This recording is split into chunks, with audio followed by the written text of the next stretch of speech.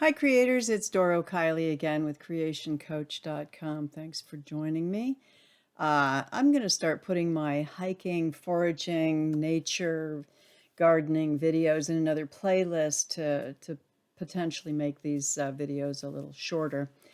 So let's jump into it. I'm going to name this video Creativity is What We Are. Now, the first video I want to share, and if you could watch it, even just pause and go watch it and come back, it would be great because you'll see what this talk is going to be about.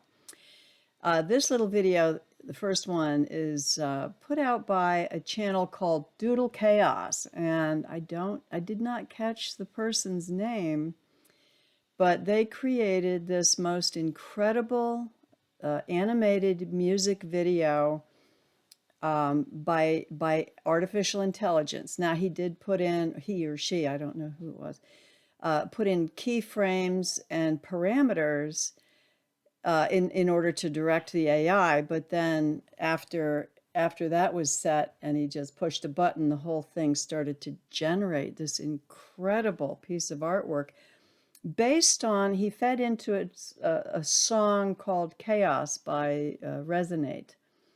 I'm sorry, that's Canvas by Resonate. So watch it, and it's pretty mind-blowing. The reason it fascinated me so much is because it seems like a great analogy for the way our mind works. You know, we're born, we have all this potential. We go through, 18 years plus or minus of programming. And some get programmed all the way through. But for the most part, let's just pretend. So by 18, you're programmed and you are released. You push the button and you go off into the world. What kind of reality are you going to be creating? And what are our keyframes? What are our parameters? And you could call those values or beliefs. What it has been trained into you through your culture, your family, your educational system. So after we're programmed, what are we creating? So I'm going to just real quick share right here. This is the caduceus, and the caduceus shows how we are divided into, and there's not divisions. I mean, you can't divide the bottom of the ocean from the top of the ocean. There are only gradients. So as you go from the bottom to the top, each color, you could say, is associated with a certain vibration, a certain musical note. And so many of us are a mixture, obviously, of certainly the lower three chakras. And if we have been fortunate in our family and upbringing, we might get into the higher chakras. But for the most part, many of us are just kind of a melange, a mix of different vibrations at different chakras at different points. And so those are our programmings, our values, our belief systems. You could say our keyframes and parameters. So when we are released into the world, let's take an example of a family who is raising children, and both of the parents are working. There's a lot of stress, not enough money. Kids are going through hard times. So the overall vibration of the family, unable to deal with certain stresses, is kind of in that survival, fear, reactive, and potentially addictive energies. So we go throughout our lives, we almost become in the habit of this. This is all we know. So what do you do when a certain vibration is all you know? It's like the only song you know how to sing. Is it changeable? Can you change it? So with what I'm understanding and what I have personally experienced is, yes, you can change it. for the most part, it may take some trauma. I mean, because you really have to reboot. Many people are able to change after trauma, and that can be different for everyone. For some, it may be just hanging to life by a thread. For others, it may just be fired from a job or something else, not threatening your life, but enough to wake you up and help you to reboot your whole energy system, change course, and start fresh. Some people have to have near-death experience, through illness or accident, or in Eastern philosophy, they say, well, you may just die and be reborn and start again, and that's your reboot. Now, there is another way, thank goodness. Meditation. If you are sincere, I believe meditation can get you there. Perhaps too, exercise. I think exercise is critical for a balanced mind. I really do. So there are other ways to reboot your life. What I would say about meditation is that it's not a question of stopping your thoughts. Nobody can really stop your thoughts. It's like trying to stop clouds from going overhead. If they're there, they're there.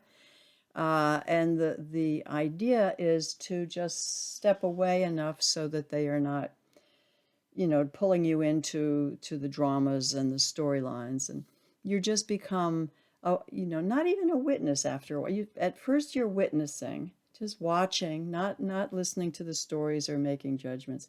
But after a while, they just fade into the background. Like if you're reading a great book, right? You've had that experience where all the other noises you're not hearing them.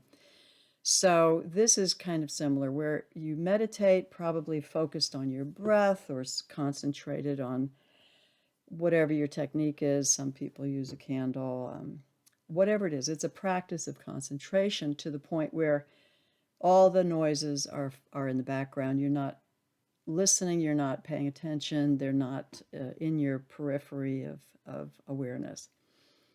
They're not gone. Your awareness could certainly turn and see what's going on, but that's not what meditation is. But not to punish yourself if you do that, because certainly in the beginning that seems like the whole majority of your meditation is spent being carried away by thoughts, and then you just, oh, there, I'm gone again, and then come back again and again and again. And it's like it's practicing like a sticky note. Every time you take it off, you stick it and take it off, stick it and take it off, it becomes less sticky, right? So that's the way the mind is. When you give the mind an opportunity to let go every day, preferably, then thoughts and emotions that arise eventually become, they don't stick. If you don't want them to, you have the new skill of being able to release them and let them go. That's for a practiced meditation person. So anyway, what we do is we do this every day, and we can almost say we're rebooting every day. It's not a dramatic reboot, but we can reboot every time we meditate. You go into nothing and you come out a new person. We'll put it that way. So I also want to share below a great little video called Cymatics. It's a science that I've been following, and I think it's fascinating because it relates to how manifesting our reality, or what we perceive, is coming from vibration, right? In the beginning, there was the word, and that's the vibration. Something started happening, and then there was more and more.